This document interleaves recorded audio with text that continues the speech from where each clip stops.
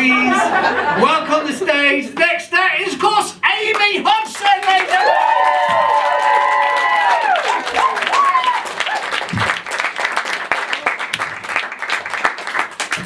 Good evening. So 2019, big year for me so far. I turned 30. How many in the audience? 30? Give me a cheer. Woo! Under 20s?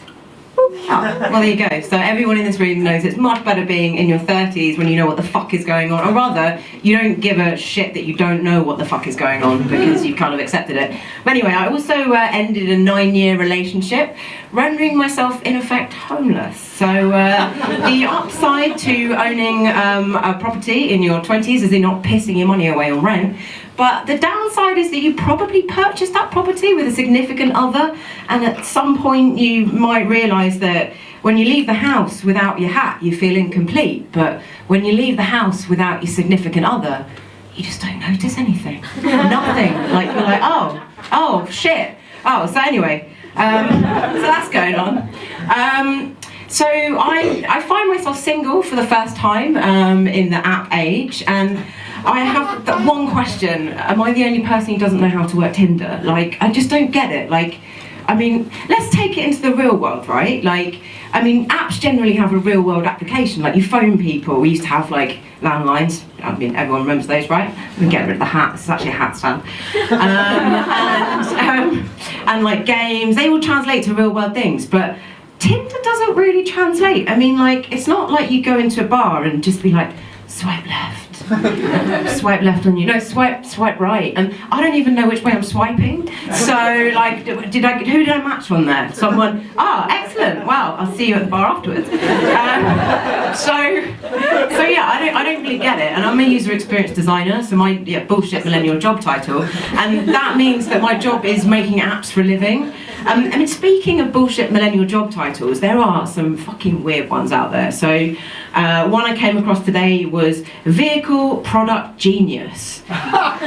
Basically translates as car salesman. Like, I don't know why we need like fancy terminology for this shit now. And another one that I saw as well, people operations generalist, HR. I mean, like, I don't need to gas it up, guys, just call it what it is. I think one of my favourites was happiness engineer, because that really brought to mind to me, it's like, is that appropriate? Like, does that mean there are people like sitting under desks, you know, performing sexual acts or something? Because that's the only way I could think to engineer happiness. But anyway, so I mean, maybe I'm a bit old-fashioned. Like, I like to know that a man can handle his drink.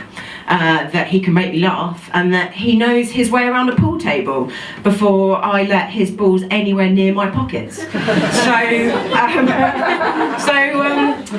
actually started hanging out with a guy at work, homeowner,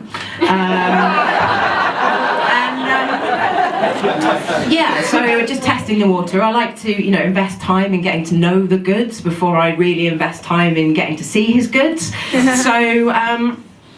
So yeah, testing the water, and it seemed to be alright, but I wasn't really sure. Like, I know about this negging thing. I mean, I've not been on the scene for like 9 years, but like him telling me that his ex was on a list of people under 30 to watch in The Guardian, is that negging? I don't know, but it certainly didn't set me up. Anyway, a drunken evening later, and you know, some passionate necking happened. Went no further. Fucking ovary teaser. So by this point in time, I'm starting to get purple fanny. Everyone in the room know what this is? Seeing some blank faces. It's the female equivalent of blue balls. So I was physically in pain. My vagina was crying out. It's like period pain, but worse, because you know what you need to fix it, and it's just a good fucking. And sometimes that's really hard to come by. So I did what any smart 30-year-old empowered woman would do. I drafted a note. Because I'm no fool. I can't work fucking Tinder. I'm not going to draft an important message in WhatsApp in case I send it in advance. Plus, you always need to get the advice of your female WhatsApp group friends. Yeah. So anyway, I drafted a note, and the message. Oh. Face ID, like, what is this crap? So this is the message. I mean, tell me if you think, like, you know, I wasn't being No, subtle. Maybe I was being too subtle. So this is the message. So, no pressure, but I really need to get laid. It is stressing me the fuck out. And if you're really not busy this weekend, I think it would be immensely fun to workshop some ideas for the sitcom and hang out. I appreciate you're most likely sober. I mean, maybe it is Thursday, and in the cold light of day, you may have changed your mind about us having some fun together. So I understand if you have changed your mind and won't be offended in any way. A woman's got to ask though, right? Of course she does. I mean, you're never going to get anywhere. So